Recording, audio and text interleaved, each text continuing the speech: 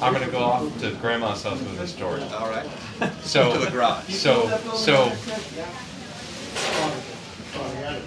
I had an opportunity to meet some very wealthy people in my previous life, and one of them was, was just sort of a tyrant type of gentleman, if you'd call him a gentleman.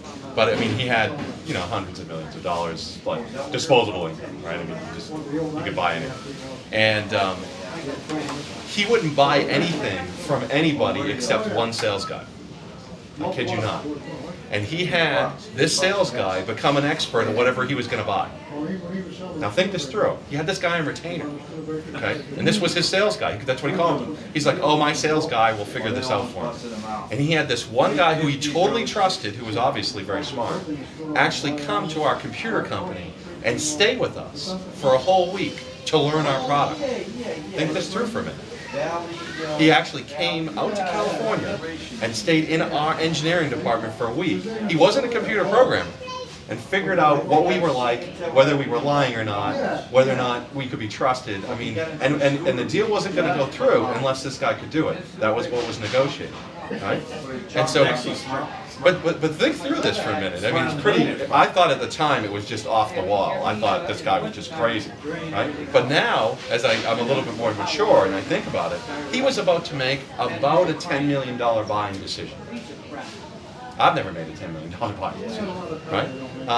And so he wanted his trusted advisor to be there to help him. And that's exactly what we're doing when we're trying to help people, in our own businesses. And I know it doesn't seem like, the powder in the can, or how you're perceived in your image, or your online marketing, or your branding is that important. But in many ways, it's just as important. And in fact, certainly on the health benefits, it's even more important. Right?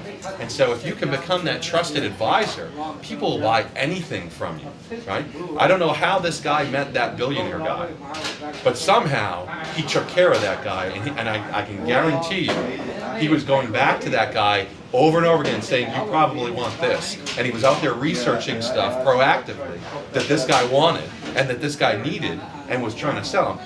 From the stories he told us, just in sitting with him for that week, that sales guy sold him his helicopter. The sales guy sold him a couple houses.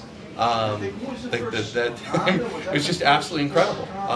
And so, if you can start to think of yourself as a, as a service provider, and that your marketing is actually a service to your clients. It's not, beating them up, right? But as a service, you're providing value.